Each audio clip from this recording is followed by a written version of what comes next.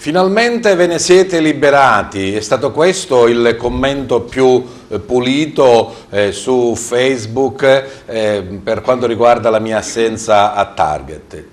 Non è vero, è soltanto una breve assenza temporanea dovuta a piccoli acciacchi, insomma, che già alla nostra veneranda età si fanno sentire, per cui per 3 settimane avete fatto a meno della mia presenza. In compenso c'è stata l'eccezionale presenza di Margherita Trupiano, che ha condotto lei queste 3 puntate di Target. Io le ho viste e riviste e insomma devo dire che non è che mi abbia sostituito degnamente, di più ancora. Grazie Margherita, ritorna Target, ritorno alla conduzione con questo appuntamento che ormai da oltre 10 anni è un punto importante e fisso della programmazione di TVA, LCN 92 sul digitale terrestre in tutta la Sicilia e parte della Calabria meridionale e naturalmente anche in streaming sul nostro sito www.televideoagrigento.tv.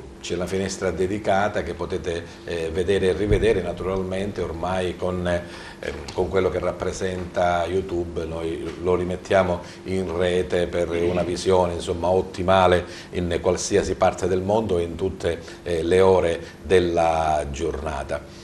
Andiamo avanti con quella che è la nostra programmazione, col proporvi delle realtà, delle associazioni, dei progetti, dei programmi che fanno grande il nostro territorio, magari con alcune cose che nella normale programmazione delle notizie non vengono veicolate abbastanza. Qui trovano ormai da diverso tempo una giusta amplificazione per quello che il nostro programma può dare.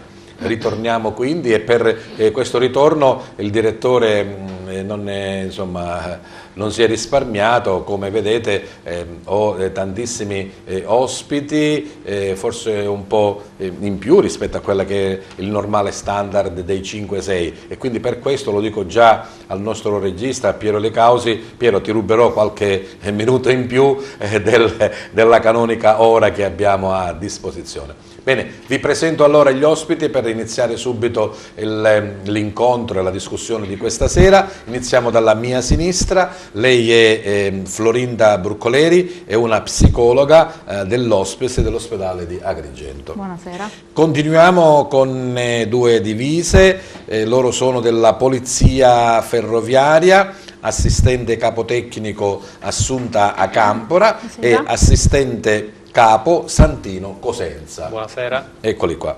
Si prosegue con una sociologa, lei è Paola Savona La Scala, parleremo di un bel progetto per il giusto utilizzo della rete, ecco, chiamiamolo così.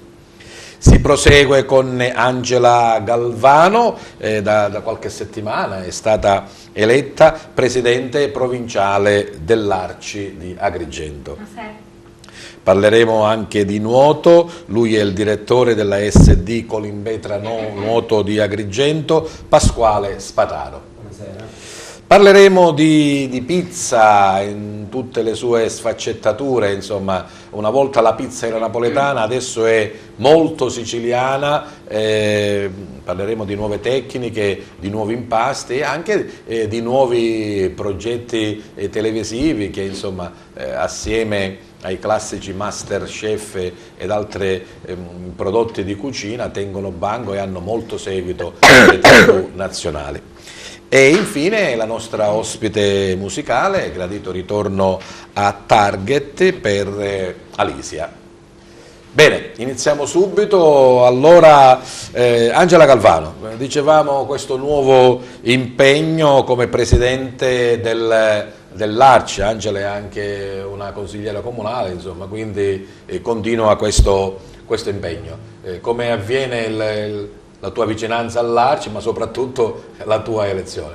Se prende il microfono, sì. Allora, grazie intanto per la possibilità di essere qui oggi pomeriggio, per darmi la possibilità anche di parlare dell'Arci. E io già da 8 anni che sono una presidente di un circolo Arci, circolo Agape di Agrigento, quindi mi avvicino nel 2010 alla famiglia Arci.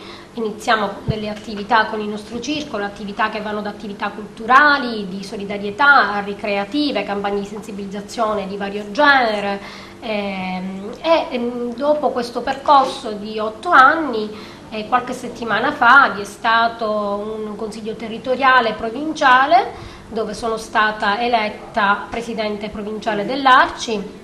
E quindi ringrazio il Consiglio territoriale provinciale per la fiducia che hanno riposto nella mia persona e ho accettato di svolgere questo incarico con grande impegno e con grande senso di responsabilità. Voglio anche cogliere l'occasione di ringraziare comunque il Presidente che mi ha preceduto, Maglio Fiore, e che in questi 2 anni è riuscito a contribuire a recuperare dei rapporti dei circoli sul territorio agrigentino. Purtroppo la nostra associazione viveva 2 anni fa un momento particolare e grazie alla sua presidenza siamo riusciti ad arrivare ad oggi e quindi lo ringrazio per aver svolto questo ruolo anche lui con grande senso di responsabilità, di impegno e di disponibilità. Quindi anche un carico maggiore per te, insomma, per continuare su questa scia. Sì, parleremo anche del tuo progetto, sì, insomma, sì. se hai già preparato, ecco così, diciamo, un cronoprogramma di quelle che potrebbero essere e saranno le azioni dell'Arci.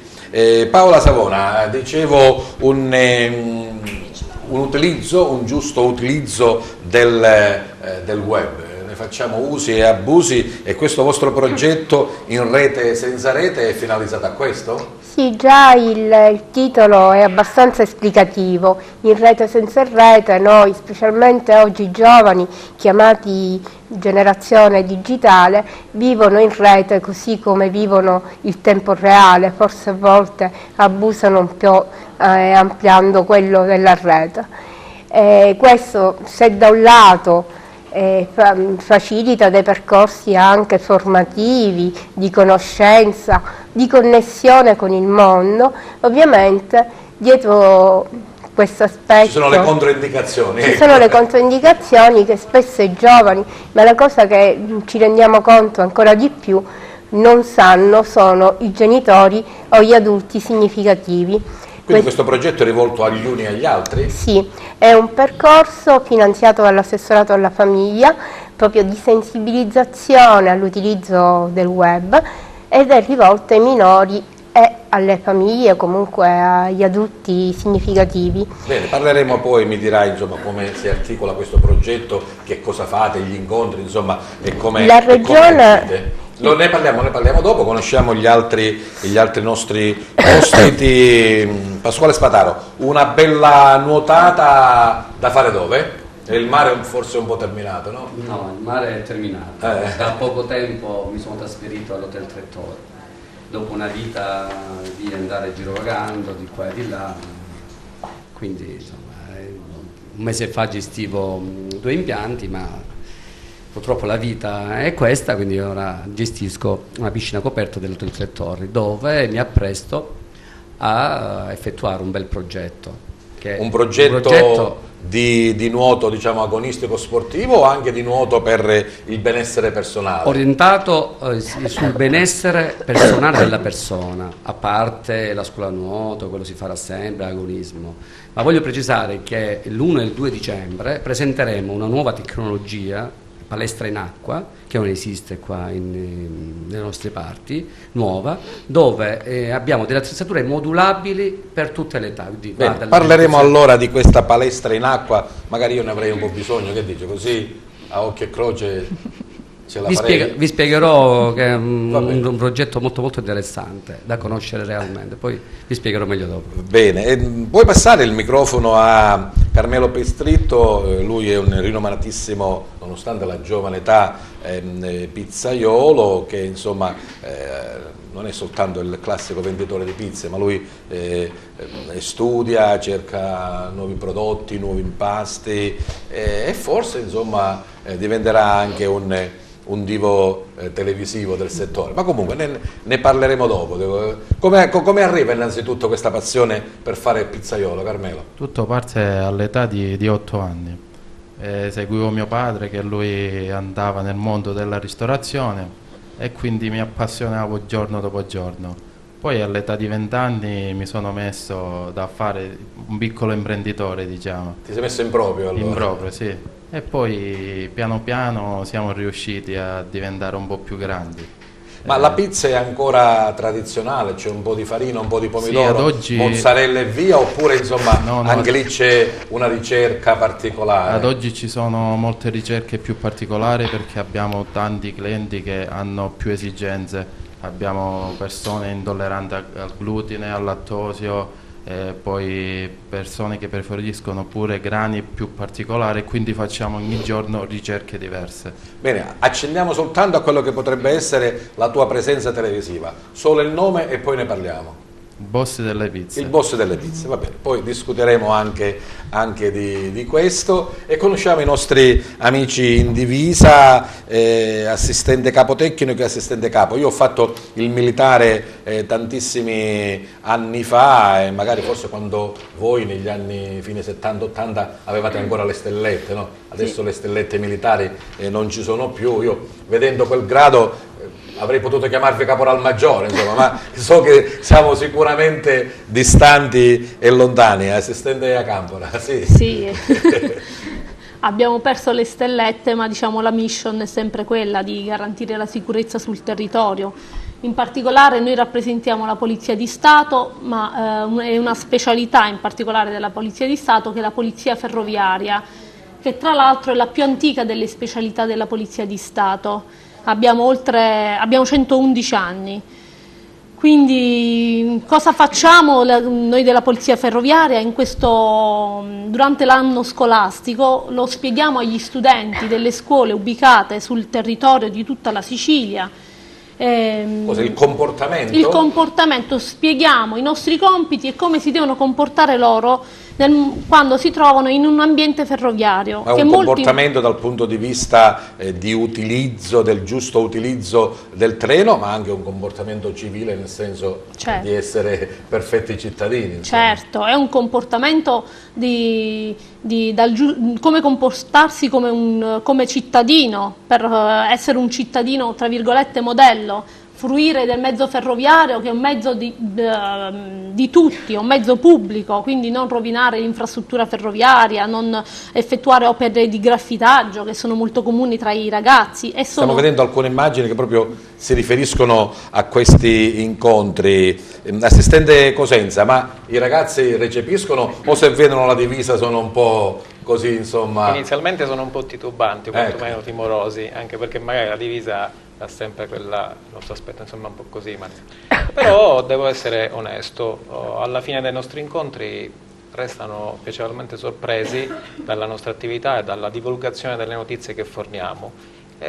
Magari ogni tanto ci scrivono, ci mandano qualche messaggio ringraziandoci proprio per il supporto fornito e per le informazioni appunto apprese durante i nostri incontri. Bene, parleremo allora di questi incontri, di come si svolgono, di che cosa dite, insomma, come intrattenete gli studenti e come comunicate loro per essere poi dei bravi fruitori di questo mezzo. Conosciamo anche Florinda Bluccoleri, dicevo, una psicologa dell'Hospice, questa branca particolare dell'ospedale, dove in primo piano ci sono le cure palliative, no?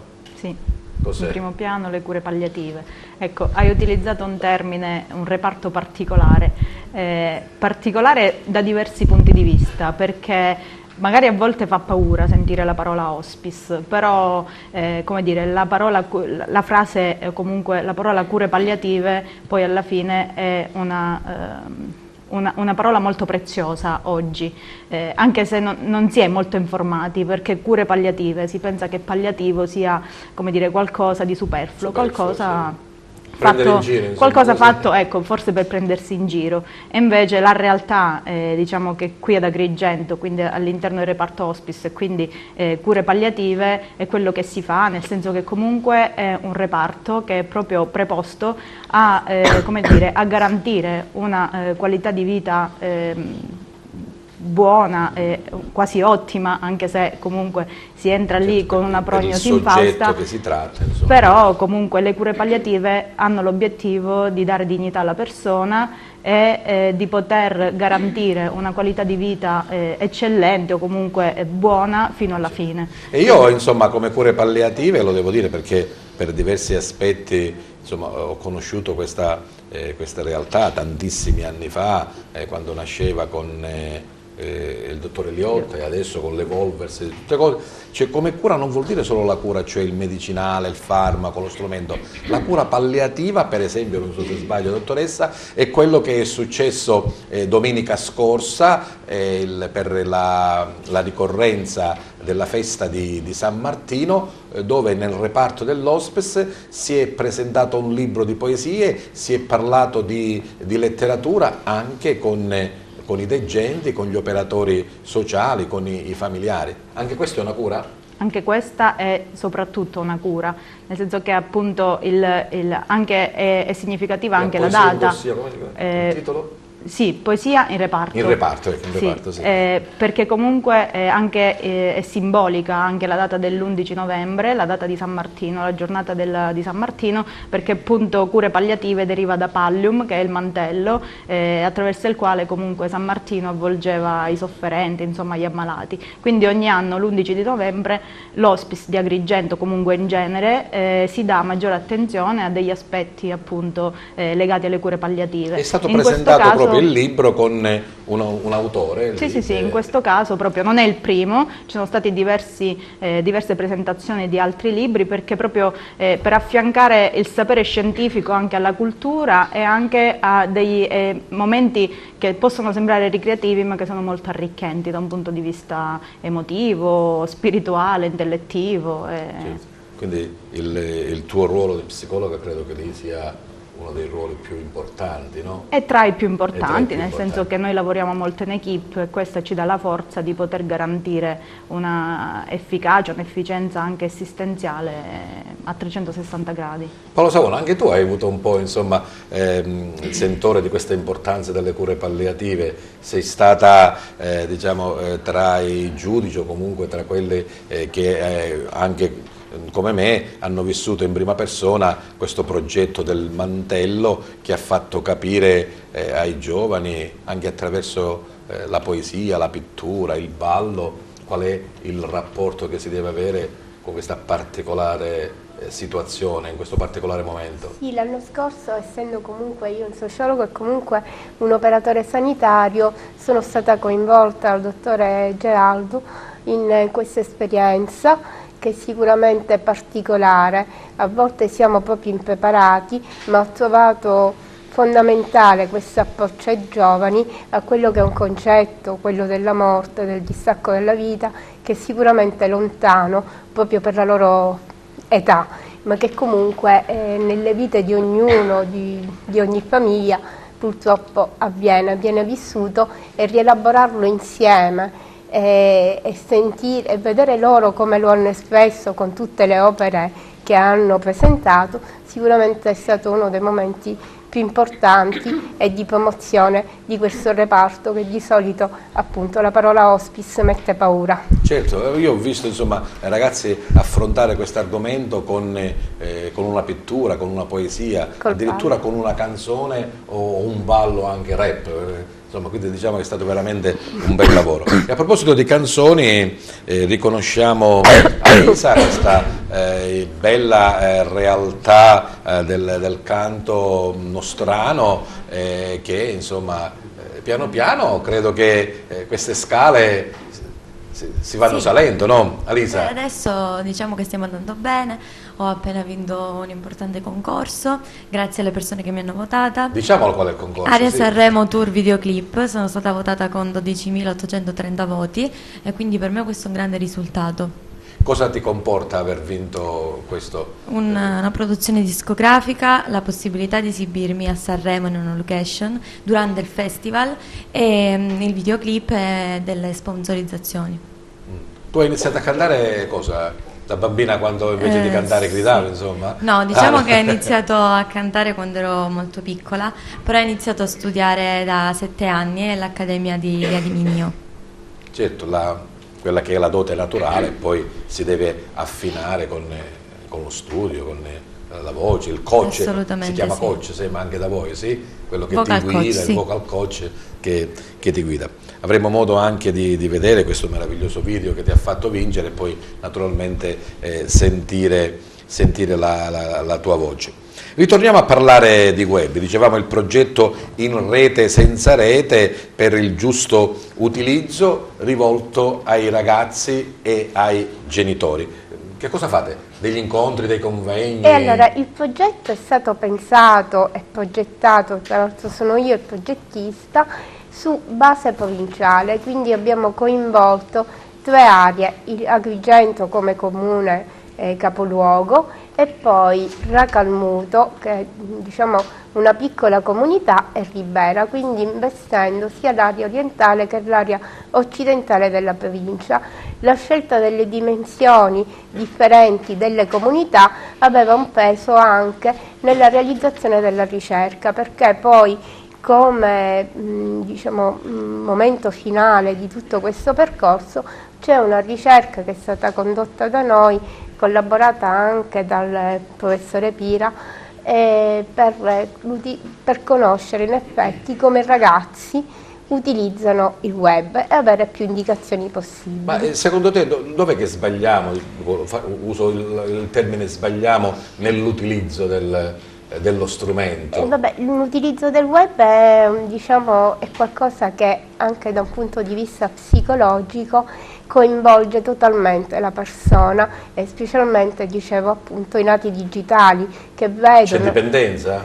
Crea dipendenza e a volte crea anche una sorta di promozione di se stessi. Noi siamo abituati per esempio nei social a vivere e contare like. Questi like non fanno altro che farci sentire bene, farci sentire accettati da una popolazione sempre più ampia, che è quella del web. Qualcosa di molto effimero. Assolutamente, però il ragazzo questo non lo sa. Oltretutto la giovane età e la disponibilità all'uso, perché adesso con uno smartphone siamo padroni della rete, non permette ai ragazzi di capire quali sono i limiti, ma la cosa peggiore è che questo non lo capiscono gli adulti, che per mentre i ragazzi è un percorso quasi naturale, loro ci sono nati, per gli adulti, i genitori non ne capiscono quali possono essere i danni.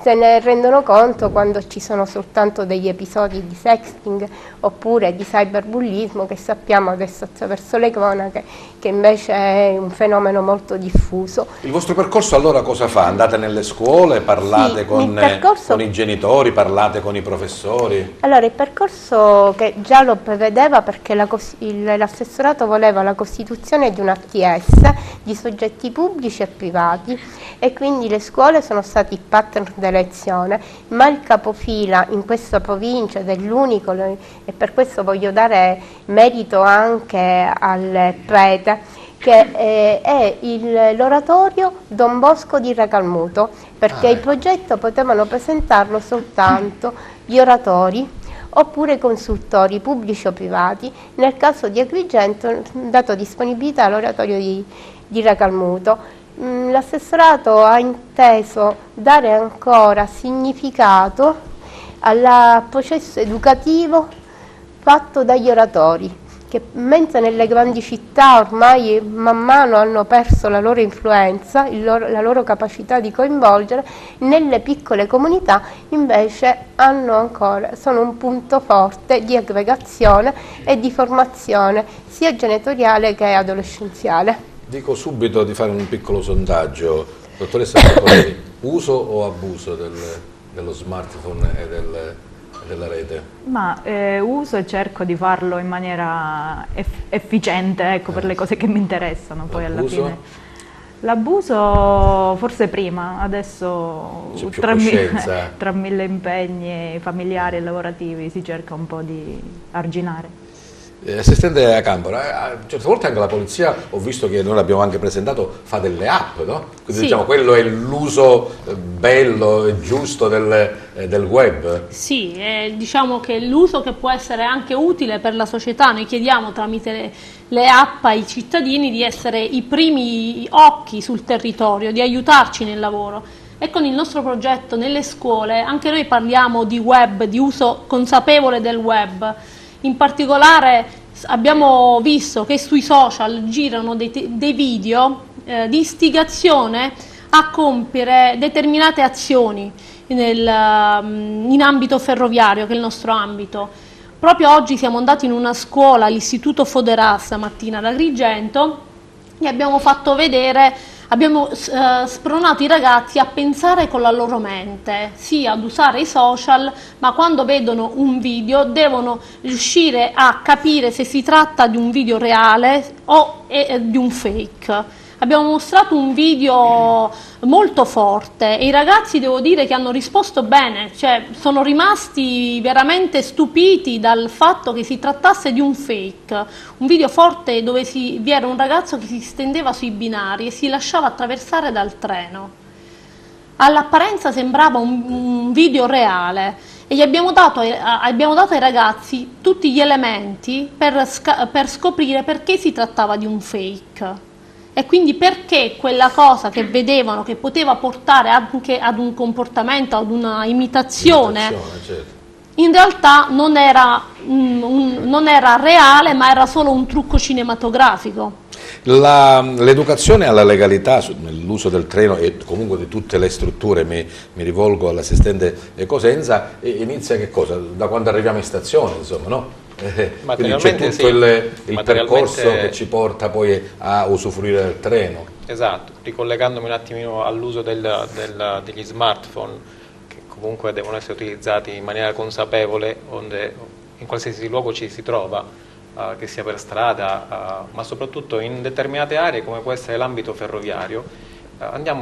Cerchiamo di rendere consapevoli i ragazzi che si è in un luogo in cui apparentemente i pericoli possono essere individuati in un ladro o in qualcuno che magari commette altri reati, quando in realtà è proprio materialmente il treno è la fonte di pericolo numero uno, e l'infrastruttura ferroviaria è la fonte di pericolo. Una distrazione, un avvicinarsi troppo. Esatto, ci sono bene o male dei comportamenti da tenere, perché comunque sono ben segnalati, ci sono degli ambienti in cui non si può accedere. C'è la famosa linea gialla di cui parliamo sempre con i ragazzi, che delimita appunto una zona da poter attraversare o meno durante l'arrivo di un treno.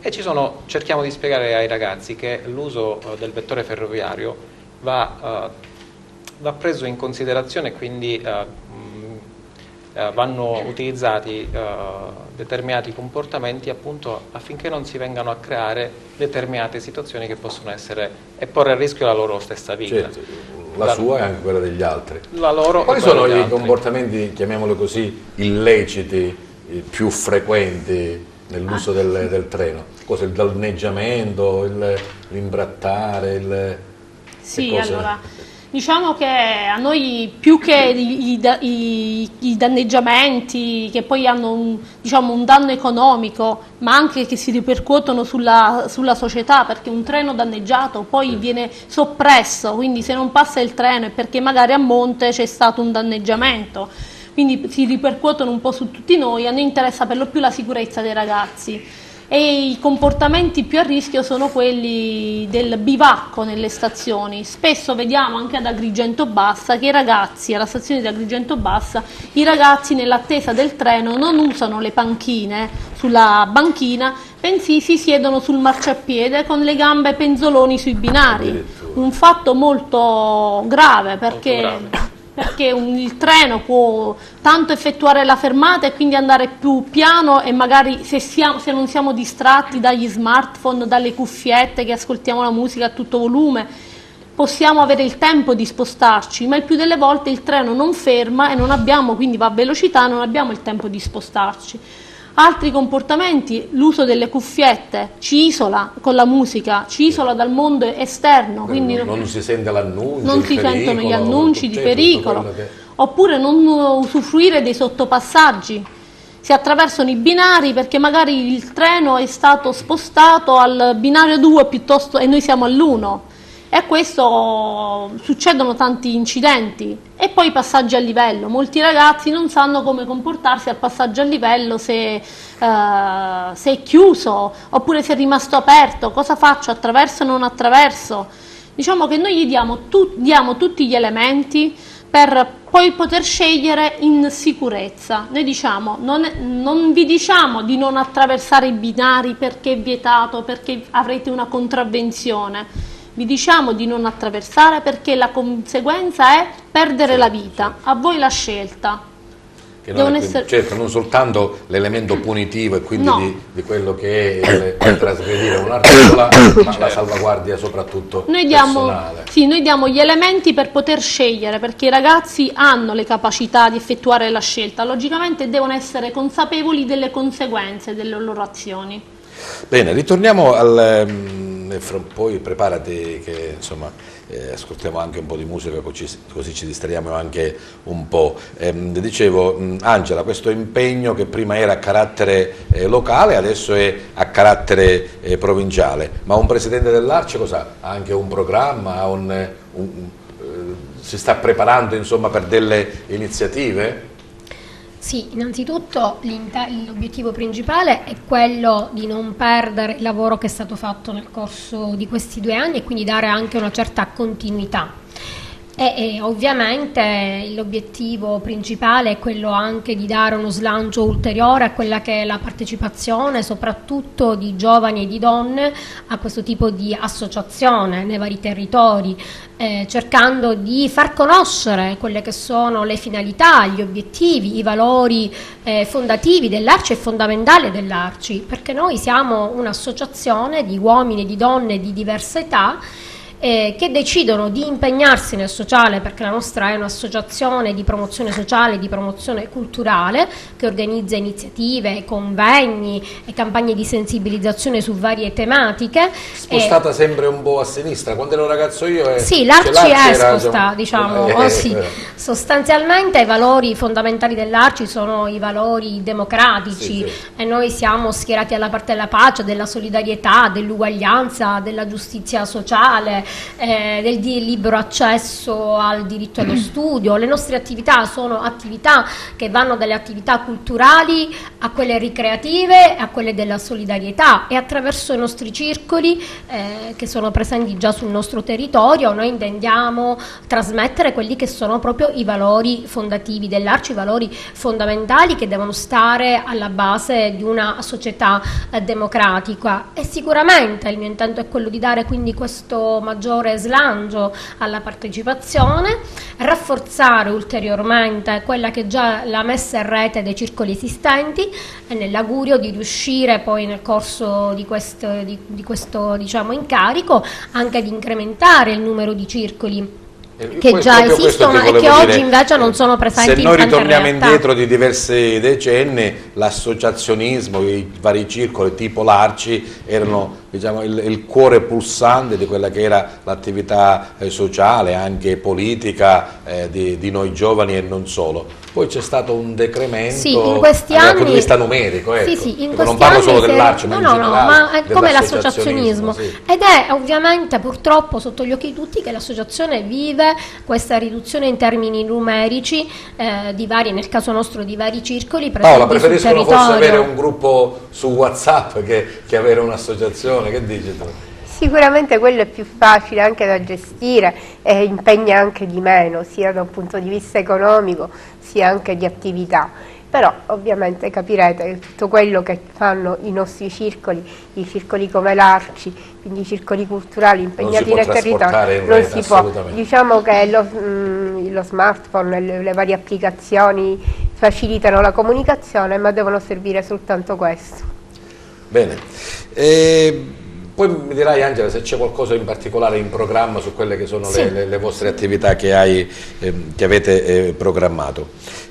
Pasquale, ci facciamo allora questo tuffo in piscina, dicevi 1 e 2, l'Open Day, per far conoscere che cosa? Allora, questa palestra in acqua? Sì, palestra in acqua, è una nuova tecnologia che presenteremo il giorno 1 e 2 di dicembre, sarà un sabato tutto il giorno, poi domenica mezza giornata. Faremo conoscere principalmente questa nuova tecnologia che spiegherà sia a tecnici, fisioterapisti, perché è una tecnologia che è a largo raggio, orientata e indirizzata a tutte le persone, dalla rieducazione funzionale all'attività di acqua fitness, terza età, perché è un sistema nuovo e tecnologico, perché è un sistema che va a incidere in maniera modulare su tutti i tipi di articolazioni di muscoli in generale. Quindi lavorerà su tutta la... Gli antichi romani avevano la SPA, che io insomma ignorantemente fino a qualche anno fa non sapevo cosa fosse, poi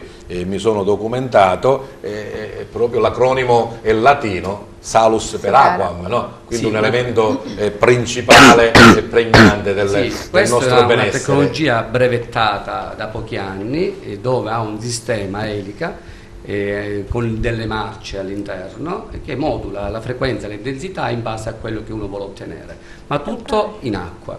Quindi ripercorre una palestra, diciamo che quello che si fa fuori in palestra si fa in acqua. E dire che a Favara abbiamo una delle più belle palestre della zona e ancora senza acqua, ma speriamo, dice, che forse si dovrebbe aggiustare. E quindi con questo nuovo sistema ci sarà un miglioramento articolare e muscolare senza alcun danno. Principalmente, ripeto, è orientata alla rieducazione funzionale, cioè un post trauma, uno che si fa le fratture, gamba, braccia, eccetera, eccetera. Quindi si può venire a fare questo tipo di terapia. Però, ripeto... Poi dopo ti chiedo una consulenza gratuita? Sì, certamente, non c'è nessun problema. Ho una cervicale, qua la dottoressa ne sa un qualcosa che magari potrebbe... Quindi fare un lavoro in acqua è chiaramente spiegato così, può avere una sua valenza, ma se venite di uno e due... si dimostrerà sia teoricamente il funzionamento della macchina, come funziona, quali movimenti si possono fare, come si possono fare, e poi ci sarà la pratica in acqua. E i benefici che ne derivano. I benefici derivano, perché il movimento può essere fatto in tantissimi modi, però fatto con una modulazione, rimodulazione con l'attrezzo in acqua è tutta un'altra cosa. Va bene, allora dicevamo poco fa del grande successo di Alisa con questo video, ci dici come nasce questo progetto, insomma, chi lo ha realizzato, chi ti ha aiutato? Diciamo che ho scoperto questo concorso sul web e quando ho deciso di partecipare ho dovuto fare un video con la quale ho vinto. Mi ha aiutato giustamente i miei genitori, i miei amici, e il video è stato realizzato da un ragazzo, un mio amico che con la buona volontà mi ha aiutato. Si diletta, insomma. Sì. Va bene, so che lo hai portato, quindi possiamo vederlo. Il titolo è del video? Quando finisce un amore, che è una cover di Riccardo Cocciano.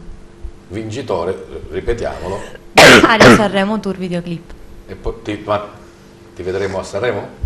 Sì, nella città di Sanremo, durante sì, perché sappiamo che durante il festival ci sono tante location, soprattutto per essere come per farsi conoscere per queste giovani realtà. Grazie Piero. Allora il video di Alicia, Quando finisce un amore.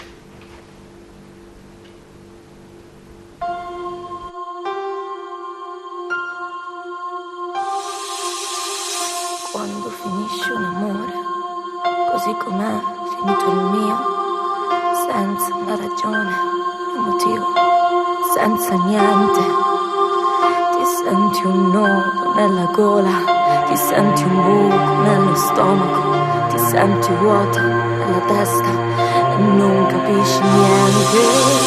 E non ti basta più un amico, e non ti basta più distrarti, e non ti basta bere, ubriacarti, e non ti basta mai più niente. E in fondo pensi ci sarà un motivo e cerchi a tutti i costi una ragione, eppure non c'è mai una ragione perché un amore debba finire. E vorresti cambiare faccia e vorresti cambiare nome, e vorresti cambiare aria, e vorresti cambiare vita, e vorresti cambiare il mondo, ma sai perfettamente che non ti servirebbe a niente, perché c'è lui, perché c'è lui, perché c'è lui, perché c'è lui, perché c'è lui nelle tue ossa, perché c'è lui nella tua mente, perché c'è lui nella tua vita e non potresti più mandarlo via, nemmeno se cambiassi faccia, nemmeno se cambiassi nome, nemmeno se cambiassi aria, nemmeno se cambiassi vita, nemmeno se cambiasse il mondo.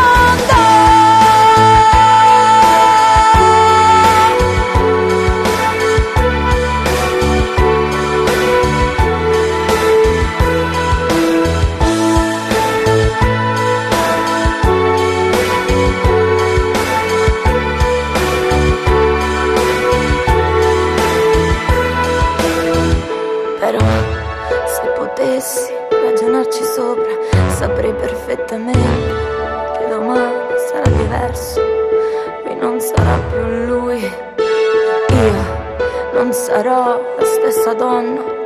Magari l'avrò già dimenticato, magari.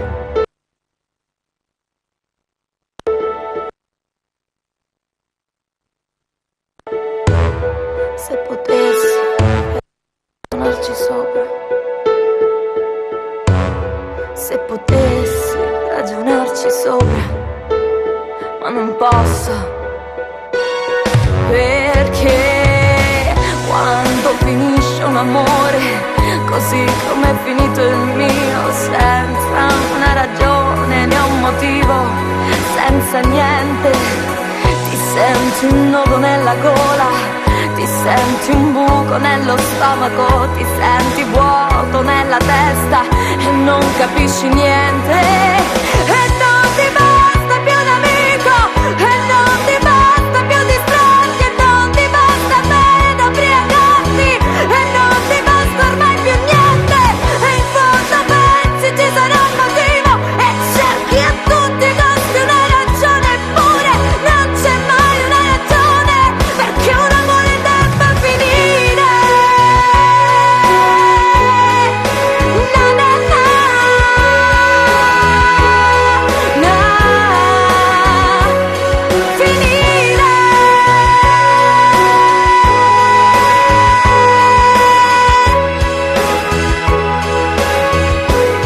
Perché l'amore debba finire.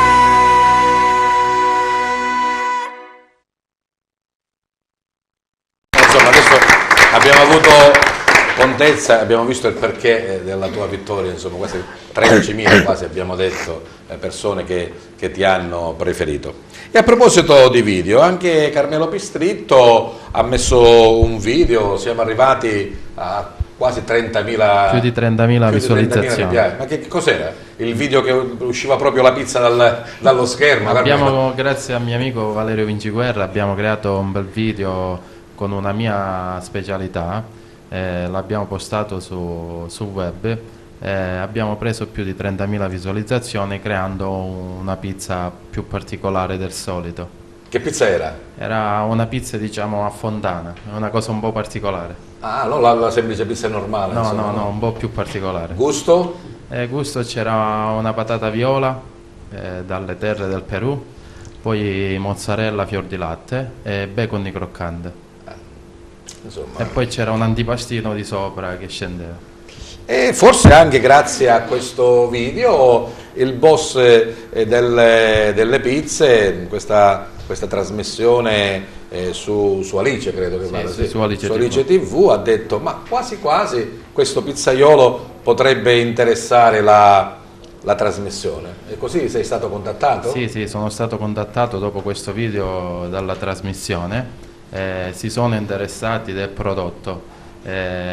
Quindi poi man mano ho fatto dei passaggi un po' più particolari ed oggi, il giorno 17 di novembre, sabato, ci sarà, diciamo, la chiusura della selezione, che verranno indurre da me in pizzeria. Cioè, il boss della pizza viene direttamente nel tuo locale? Faranno il tour i boss delle pizze. Cosa sarà? Diciamo un sondaggio finale? Il sondaggio finale, l'ultima visione? Dove loro assaggeranno proprio i impasti particolari e verificheranno tutto. Se saranno soddisfatti, come credo e sicuramente spero che siano, da lì decideranno se sarò il nuovo concorrente del boss delle pizze. E devo dire una trasmissione seguitissima. Nella trasmissione precedente un altro ragazzo di Favara, insomma, ha avuto c'era pure un altro ragazzo di Favara. delle belle soddisfazioni, Sorce, no? Sì. È arrivato in finale. Sì, ancora tra i primi 6 finalisti, ancora ci sarà, diciamo, la finalissima che poi ci porterà a Las Vegas. A Las Vegas. Se sarò il nuovo concorrente del boss delle pizze. Boss delle pizze, Masterchef, i 4 ristoranti, mi sa che qua tu dici dove mandare in piscina, qua panza cresce. Appunto. Carmelo, volevo dirti, c'è la pizza, insomma, nell'immaginario collettivo è la pizza napoletana, no? Quindi l'impasto particolare, il pomodoro, la mozzarella, il basilico, ma come dicevo prima non è così semplice adesso, no? Non è più semplice. Anche voi siete costretti, tra virgolette, a fare delle ricerche sulle farine, sugli impasti, sugli ingredienti. Ad oggi ci sono più esigenze, come dicevo poco fa, per le persone. C'è chi mangia solo farina di camutti, c'è chi mangia farina di riso, ci sono tante cose più particolari, quindi andiamo a studiare ogni giorno dopo giorno queste nuove ricerche. Anche le levitazioni naturali. Ad oggi ci sono pure levitazioni 72 ore, ci sono lunghe levitazioni, non è più come prima, che prima magari si impastava il pomeriggio e alla sera si mangiava. Ad oggi abbiamo più esigenze da rispettare per le persone. Il tuo locale, diciamo, offre queste varie Noi tipologie? offriamo farina impasto con farina integrale, maturazione più di 72 ore, pizza senza glutine e tant'altro. Il classico Cuggirone, insomma, è quello che almeno noi siciliani ci stimola di più. Per noi siciliani il Cuggirone è il nostro cavallo di battaglia, quello che è proprio il top della Sempre pizza. richiesto? Sì, abbastanza. Bene, vedremo allora cosa succederà, tienici informati, insomma, per vedere 17. Se questo boss sceglie Carmelo Pistritto. Lo vediamo tutto sabato sera, quindi tutta la cittadinanza è invitata. Così... proprio non tutta, no, perché non ci va dentro tutta, però l'invito lo allarghiamo a tutti. Bene, ritorniamo al nostro mantello. Dicevamo la necessità di offrire a questa tipologia di ammalati un percorso diverso, ma anche dal punto di vista medico e clinico si sono fatti, insomma, dei passi avanti per alleviare. Assolutamente sì, diciamo che ad oggi le cure palliative sono un'eccellenza, anche se, come dire, ancora di passaggi da fare ce ne sono anche rispetto all'informazione della gente comune, nel senso che magari anche quando si chiede alle persone se conoscono l'hospice, se conoscono le cure palliative, ancora c'è molta disinformazione, quindi il passaggio principale è quello di riuscire proprio a entrare nella coscienza delle persone, nella consapevolezza che comunque esistono le cure palliative, esiste la clinica del dolore che oggi il dottor Alongi ha preferito mettere la targhetta fuori dal reparto, clinica del sollievo, perché poi è quello l'obiettivo principale, non tanto alleviare il dolore. Insomma, c'è anche molta importanza nell'uso delle parole, no? C'è il dolore, già ti dà un senso di angoscia, il sollievo ti fa respirare. Perché si allevia il dolore, ma l'obiettivo è quello di garantire un sollievo. E quindi, come dire, anche il gioco di parole è importante perché, come dire, il primo impatto è quello psicologico con questo ambiente, con queste cure e con il reparto in genere. Quindi, come dire, riuscire a entrare in maniera delicata nell'emotività della gente o comunque nella sofferenza comunque che queste persone stanno provando è importante. E io vedo che hai, insomma, un libro, quindi non solo psicologa. Nasco come psicologa, lo sono, poi nella mia, come dire, una delle mie passioni era quella di scrivere, alla fine sono riuscita anche a realizzarla, quindi ho pubblicato un libro che... Lo facciamo vedere alla telecamera, Gerlando, grazie, lo mantieni fermo al... Sì. Ecco così. Il retro del cuore. Sì. c'è un cuore fisico, Sì, muscolare questo è o un cuore no. più psicologico? Il cuore è quello anatomico, È però diciamo che simbolicamente quello che c'è all'interno del libro è anche un cuore psicologico, perché appunto il titolo è un po' tutta la sostanza, ecco, di questo libro, perché comunque il retro del cuore l'ho immaginato come un luogo simbolico che ciascuno di noi ha, dove conserva dei ricordi, delle emozioni, delle nostalgie, insomma tutto quello che vogliamo. A volte... Certo, anche perché quando si parla di cuore, nel senso diciamo non proprio medico-scientifico, si parla del bene che uno fa agli altri, dell'essere buono, dell'essere altruista. In questo caso del mio libro è tutt'altra cosa rispetto al mio lavoro, nel senso che comunque il libro nasce come un romanzo d'amore. Anche se poi all'interno ci sono diverse possibilità di letture psicologiche. L'organo preposto a questo sentimento, no? E quindi, come dire, mi sono immaginata la possibilità che ciascuno di noi ha questo retro del cuore, dove noi custodiamo delle cose inaccessibili, a volte accessibili, dipende da quello... Anche dei segreti, dei ricordi, insomma dei fili invisibili, ecco, che magari ci legano alle persone, a degli eventi, ecco, e quindi, come dire, è nato un po' questo, che poi è un po' scisso dalla mia professione, però comunque rispetto a chi l'ha letto ci sono diverse possibilità di riflessioni psicologiche all'interno del libro. Magari lo diciamo al dottore Alongi, a Geraldo, potrebbe essere l'oggetto di un prossimo Probabilmente incontro. ci sarà all'interno, diciamo, di questi eventi culturali in hospice la possibilità anche di presentare il libro e prossimamente vedremo. Lo conosceremo meglio allora. Grazie. Bene, ritorniamo alla polizia ferroviaria. Diceva l'assistente capo a Camporo, una delle, forse la più vecchia specializzazione, ecco, chiamiamola così, sì, della polizia di Stato. La vostra presenza è anche fisica all'interno dei convogli per insomma, controllare che tutto proceda bene, sì, dal punto di vista, ecco, della sicurezza personale del viaggiatore? Sì, certamente. Noi come servizi istituzionali garantiamo controlli nelle stazioni, controlli lungo la linea ferroviaria con delle pattuglie automontate e poi la presenza sui convogli con le scorte ai treni. Logicamente noi abbiamo tantissimi treni circolanti in Sicilia, non possiamo essere presenti su tutti i treni, però abbiamo dei treni dove critici, cosiddetti critici, dove avvengono normalmente episodi perché ci sono stati segnalati episodi. Hanno bisogno di più attenzione. Perfetto, hanno bisogno di attenzione perché magari si sono verificati furti, perché usati da corrieri della droga. Allora sicuramente c'è la nostra presenza.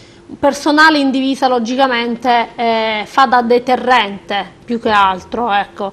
Noi comunque facciamo polizia sia di prevenzione, il fatto che ci sia un poliziotto è una prevenzione affinché non venga commesso un reato e poi logicamente repressione all'occorrenza al verificarsi di un fatto illecito.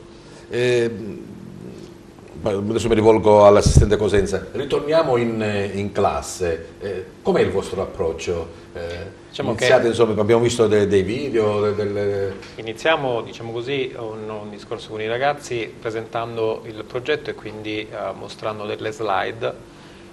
Magari inizialmente può essere un po' monotono, ma poi lungo il percorso vengono del nostro dibattito, perché poi è un dibattito vero e proprio, vengono fatti appunto vedere, come la collega poco fa anticipava, dei video in cui sveliamo sia i falsi che girano in rete e dei video purtroppo anche, ci sono degli attori che recitano effettivamente degli incidenti ferroviari e ciò che è successo a delle persone, e quindi magari chi non c'è più che è morto o chi magari è rimasto mutilato dagli incidenti, perché magari purtroppo un incidente ferroviario nella maggior parte dei casi si presenta poi con un decesso e alla fine comunque cerchiamo di creare con loro un'interazione facendo dei giochi, quindi li coinvolgiamo proprio materialmente e mentalmente in maniera tale che loro possano uscire dagli schemi comuni che magari a volte il web o gli amici ti condizionano, e quindi cerchiamo di stimolarli a pensare con la loro mente, a ragionare con il loro intelletto e quindi diciamo così, cercare di venirne fuori da determinati precondizionamenti. Cerchiamo di effettuare queste tipologie di giochi. In tutta sincerità, i ragazzi sono lì perché il professore gli dice domani vengono i poliziotti e dovete stare lì ad ascoltare, o in realtà recepisci che c'è un interesse? Ecco. Diciamo che inizialmente si è forse costretti, ma magari anche ai nostri tempi lo si era così, quando andavamo a scuola alla fine eravamo coinvolti in iniziative che magari potevano essere un po' pesanti, però le dovevi subire perché facevi parte di quella classe, quindi facevi parte di quel percorso formativo. E poi strada facendo un attimino in realtà vengono interessati, anche perché appunto non è solamente una lezione in cui ci si stanca, ma appunto con queste attività, con questi video vengono un attimo, cerchiamo di attirare la loro attenzione, focalizzando di conoscere, ecco, di approfondire. Di approfondire. Sono dei semini che magari cerchiamo di mettere lì per coinvolgerli, perché comunque è uno stile, la legalità fa parte dell'intera vita, non fa parte solamente dell'ambito ferroviario, al di là di ogni condizione.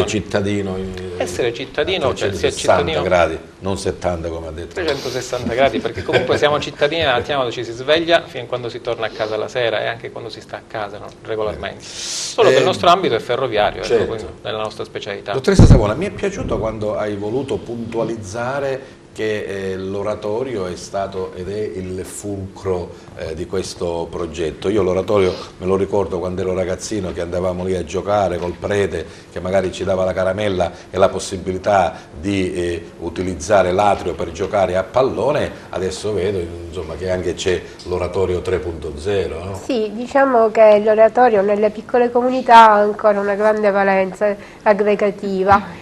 Tra l'altro anche la realizzazione, questo lo fanno quasi in tutte le comunità, dei guest estivi, aggregano a sé tantissimi ragazzi in tantissime attività e esperienze, alcune delle quali in quest'anno noi abbiamo sfruttato.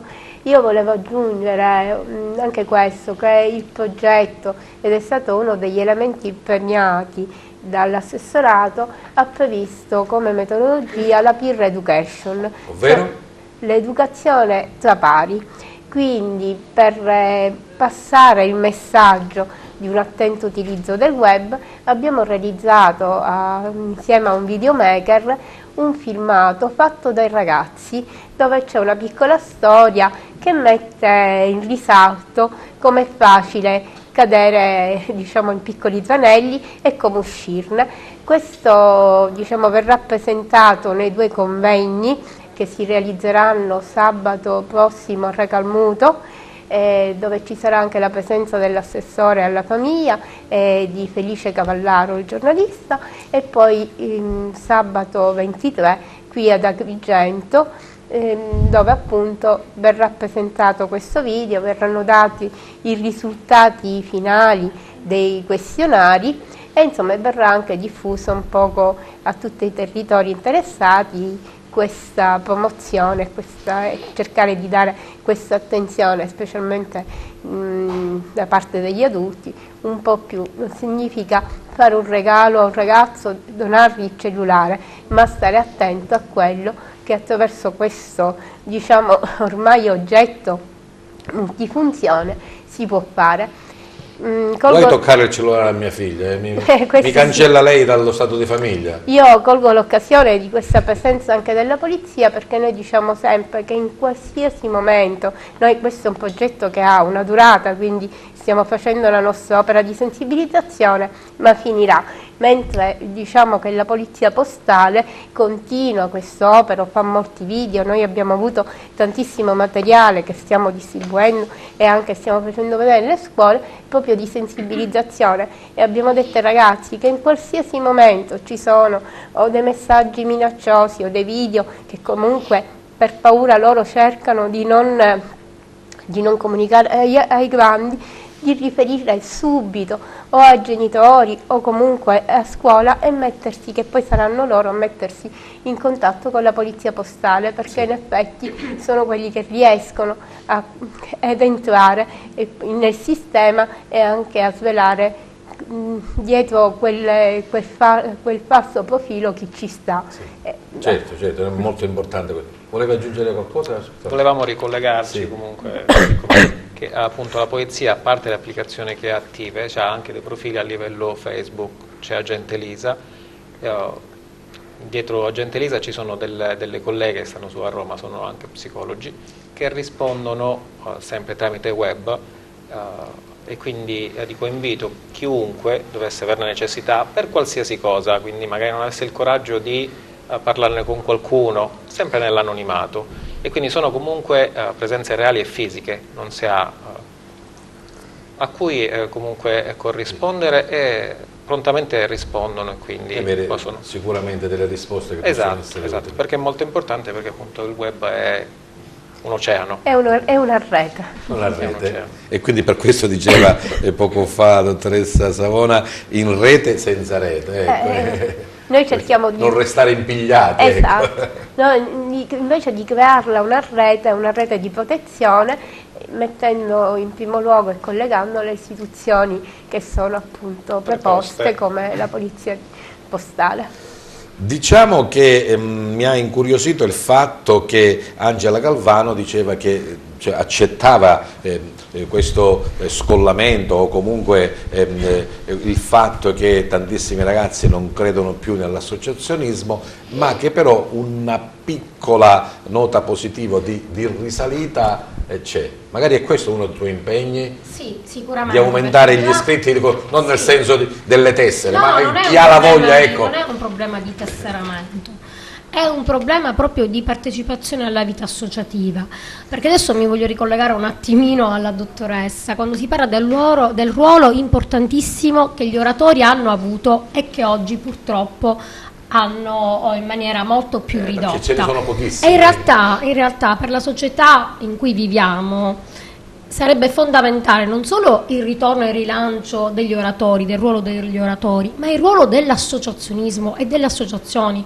perché ad esempio noi come Circoli Arci, nel momento in cui abbiamo un circolo sul territorio, quello diventa un luogo dove incontrarsi, dove dialogare, dove confrontarsi, dove condividere idee e passioni, dove si parla e si discute di come vorremmo la nostra società e di determinati aspetti sociali e democratici che ultimamente purtroppo per le vicende di una società forse troppo basata anche sul web ha trasferito qualsiasi tipo di rapporto che doveva essere esclusivamente prettamente umano in un rapporto in realtà dove è completamente assente il rapporto diretto. Ci nascondiamo dietro il cellulare, ci nascondiamo dietro un messaggio, ci nascondiamo dietro un computer, non siamo più in grado di comunicare. Ritornare invece a fare associazionismo o ritornare alla vita dell'oratorio, che a mio parere è fondamentale, di cui io conservo dei ricordi bellissimi e formativi, perché formano le persone,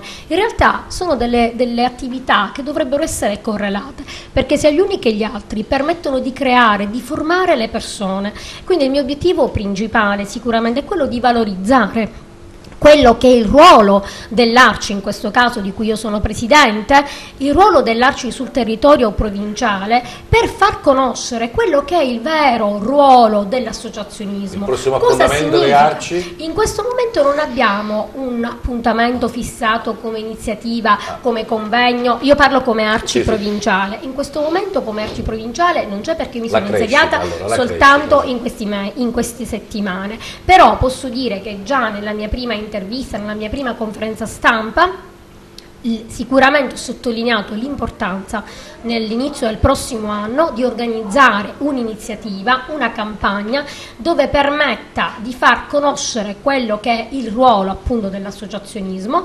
valorizzare quello che è il ruolo dell'Arci come promotore di cultura e come promotore sociale, e inoltre valorizzare quello che è il suo ruolo di stimolo e di mediazione con la politica, con le istituzioni, e moltiplicare quelle che sono le opportunità di dialogo, di confronto e di collaborazione con tutte le altre associazioni presenti sul territorio, perché io ritengo che se l'attività dei circoli Arci rimanga semplicemente un'attività per pochi eletti, diciamo per pochi eletti, noi riusciremo ad ottenere il risultato e l'obiettivo principale. Sicuramente l'attività dei circoli è fondamentale per far conoscere quelli che sono le attività che noi facciamo e i valori fondamentali e fondativi della nostra associazione. E poi, conoscendo la tua caparbietà, insomma, credo che Però è fondamentale la collaborazione con le altre associazioni, con le amministrazioni locali, con tutta la cittadinanza. Con se stessa, sicuramente non questo, quindi non valorizzare quello che è il ruolo dell'associazionismo,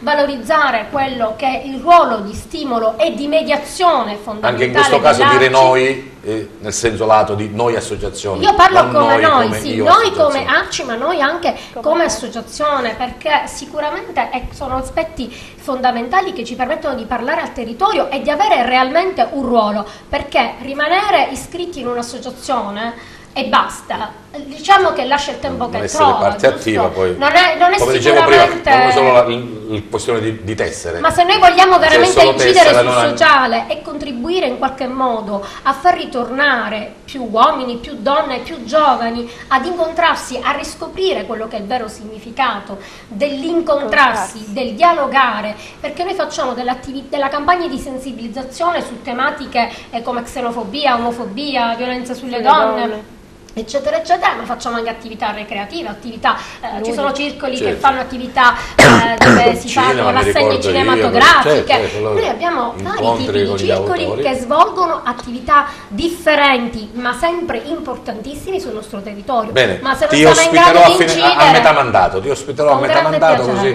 facciamo poi un consuntivo. Professore Spataro, dicevamo il nuoto per quanto riguarda il benessere della persona, ma so che Colin Petri insomma è anche un nuoto agonistico, o no? Sì, allora mi andiamo in riallaccio piscina ai discorsi che hanno fatto Angela e altri amici qua presenti. Diciamo che oggi come oggi i ragazzi web, cellulari eccetera eccetera, io sono dirigente dell'educazione fisica e devo dire che da diversi anni si fa poco movimento. Mi ricordo una volta che si saltava, si lanciava, si cadeva eccetera eccetera. Oggi come oggi sono ancora i giochi della gioventù? Non esistono più. Non esistono più? Non esistono più. Allora che succede? Che il bambino di oggi cresce col cellulare, col web eccetera eccetera, al massimo quindi fanno poco movimento quando... sì vabbè, nelle varie scuole, però si fa poco movimento. Io come movimento parlo di attività psicomotoria, quindi lanciare, correre, saltare, strisciare, e quindi mi ricollego allora perché è importantissimo in questa nostra struttura Hotel Tre Torri fare un lavoro a 360 gradi dove faremo non solo per il benessere psicofisico degli adulti, ma faremo un lavoro orientato per esempio abbiamo scuola nuoto neonatale dove svolgeremo attività psicomotoria in palestra 10 minuti e poi in acqua, quindi lavoreremo in maniera in sincronia con tutti i tipi di attività. Questo per quanto riguarda diciamo il discorso della scuola nuoto neonatale, però abbiamo anche la scuola nuoto per bambini che per quanto riguarda la preparazione alle gare. Svolgeremo ogni mese una gara come circuito di nuoto che sarà organizzato per tutto l'anno. Ecco, non solo diciamo, attività per gli adulti, ma anche attività per i più piccoli, per i giovani, e cercare insomma di farli crescere in maniera sana e costruttiva. Il corpo umano è una macchina e deve essere in movimento. Ci tengo a precisare che noi come centro facciamo pure ricerca e formazione, perché ci basiamo su questo, perché nella vita c'è un'evoluzione impressionante e quindi se uno non si adegua a tutte quelle che sono quella macchina informativa e formativa del genere, di qualsiasi tipo, cosa si tratta, per esempio di pizza, di acqua o di qualsiasi altro genere, anche la psicologa quando era del suo lavoro, anche la polizia, cioè se non si fa ricerca e formazione non si può andare avanti e questo è importantissimo. Carmelo Pistritto, qual è per il momento la pizza che va più di moda o comunque quella che ti viene più richiesta nel tuo locale? Quella che viene più richiesta nel mio locale è la pizza a base di formaggio, diciamo, c'è la salsa, formaggio primo sale locale, cipolla, ciliegine e scaglie di parmigiano. Questa si chiama una pizza della nonna, che è stata inventata circa 10 anni fa e va sempre di moda. Sempre di moda? Sì, sempre. Mentre la pizza strana, non lo so, con l'ananas, con... No, queste pizze no. Con l'ananas certo, innovazione sì, ma fino a un certo punto più sulle dessert siamo con l'ananas la pizza Nutella o non solo Nutella, crema pasticcera, queste sono più particolari, ma la base, diciamo, la pizza normale sono per me la più buona. Pomidoro e formaggio, insomma, per me la più buona è la margherita, la gusti meglio, senti l'impasto, senti il condimento, senti tutto. È sempre la margherita preferisco io. Ma al boss della pizza preparerai qualcosa di particolare? Sì. Se sarò concorrente. dentro, perché ancora non siamo dentro. Cioè, io ho visto un po', cioè, non sono loro che ti dicono che tipo di pizza devi fare. Devo fare io. No, ti lasciano il libero arbitrio, ecco, diciamo così. Devo portare pizze più particolari. Sì, perché loro cercano le cose più particolari rispetto alle cose semplici, perché già conosciamo tutti. Va bene, ritorniamo ad Alisia e ci avviamo alla chiusura. Già abbiamo sforato abbondantemente l'ora. Vi ricordo, insomma, per chi non lo sapesse, ma per chi magari è nuovo, che dopo ci saranno i saluti, che mi pare logico, però noi da 10 anni non diciamo mai grazie, arrivederci, buonasera, auguri, no, il saluto deve essere particolare, ve lo dico prima così vi preparate, una frase, una citazione, un buon proposito, uno stimolo, insomma un qualcosa magari attinente anche alla vostra attività e delle cose che abbiamo parlato, insomma, perché qua è target, non è che... Allora, Alisia, dicevamo, dopo questo bel video ci sarà l'avventura in terra ligure, avrai la possibilità di farti vedere, insomma, di mettere in mostra le tue doti vocali, chissà che magari... Speriamo bene. E nel mentre che cosa fai? Per adesso studio, sto studiando musica, canto, sempre però ovviamente seguendo la mia passione. Ma quando hai iniziato? Per te era un gioco o già subito hai mirato dritto a dire io voglio fare la cantante? Anche se non si dovrebbe dire, perché... Però io non ho mai iniziato per gioco, io ho sempre voluto fare questo e spero di riuscirci. Quindi l'impegno è stato sempre massimo. Sì. Bene, ci fai sentire una cosa mentre i nostri ospiti si preparano il loro pensiero e il loro saluto? Cosa ci proponi? New Rules di Dua Lipa, una cover. Bene, prego, conquista allora il centro del nostro studio. In attesa dei saluti, per voi c'è Alisia.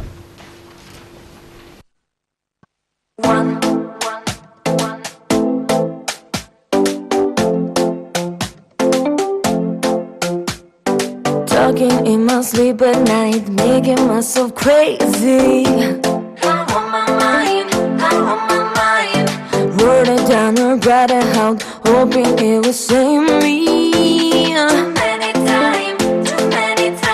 My love, he makes me feel like nobody else, nobody else. But my love, he doesn't love me, so I ask myself, one, to pick up the phone, you know it's only call cause I'm drunk and alone. Two, don't blame me, you have to kick me out again. Three, don't be strong, you're never gonna wake up in a bed in the morning. And if you're under him, you are getting offer him. I've got new rules are common. I've got new rules are common. I've got no time to myself.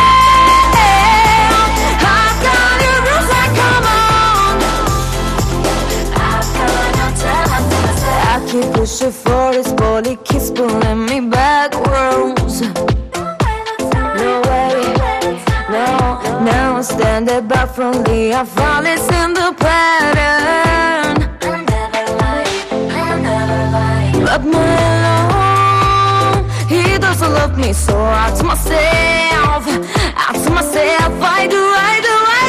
One, to pick up the phone, you know it's only calling cause I'm drunk and alone. Two, don't blame me, you have to kick me out again. Three, don't be strong, you're never gonna wake up in a bed in the morning. And if you're under him, you are getting over him. I've got new rules are common. I've got new rules are common. I've got no time left in myself.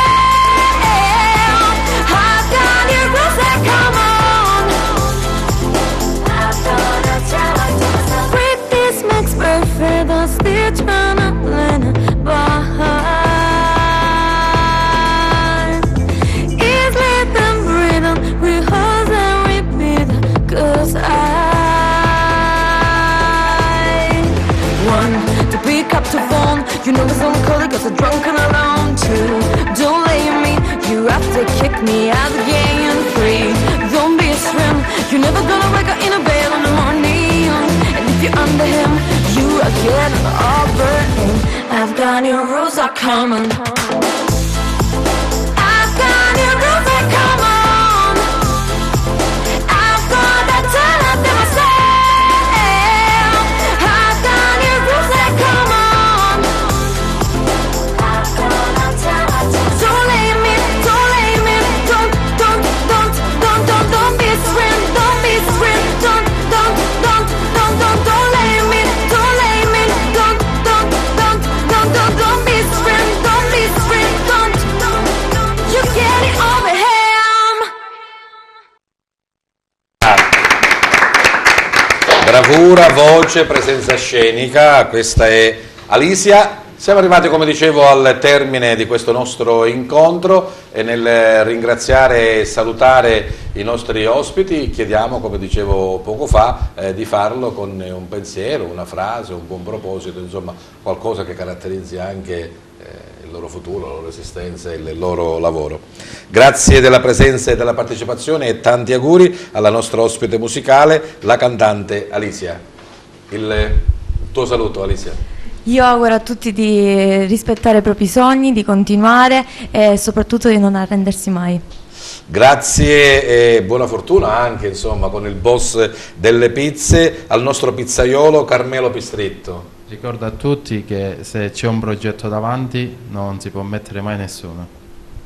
Grazie della presenza e della partecipazione al direttore della Colimbetra Nuoto, Pasquale Spataro. Io dico invece, per il vostro benessere psicofisico vi aspetto giorno 1 e 2 presso Hotel Tre Torri. Ti sei fatto un po' di pubblicità, dai. Grazie della presenza e partecipazione alla Presidente Provinciale dell'Arci, Angela Galvano. Io invece vorrei utilizzare uno slogan che è stato usato dal Consiglio Nazionale Arci in occasione del 27 ottobre, che è più cultura, meno paura, perché stiamo attraversando un momento particolare nella nostra società e credo che la conoscenza, la cultura, la solidarietà siano i pilastri fondamentali di una società più giusta, più corretta e che possa formare i nostri giovani a diventare degli uomini e delle donne veri cittadini di una società democratica. Grazie alla sociologa Paola Savona La Sala. Io in linea col titolo del progetto dico ok, navighiamo, utilizziamo il web, ma creiamo reti reali, reti sociali che ci aiutano a crescere come società. Grazie alla Polizia Ferroviaria, assistente capo Santino Cosenza. Noi vi auguriamo buon viaggio nella vostra vita. Grazie all'assistente capotecnico Assunta Campora. Sì, io mi rivolgo in particolare ai giovani con uno slogan che usiamo sempre nelle scuole con il progetto Train to be Cool, è gioca con la vita, non giocarti la vita.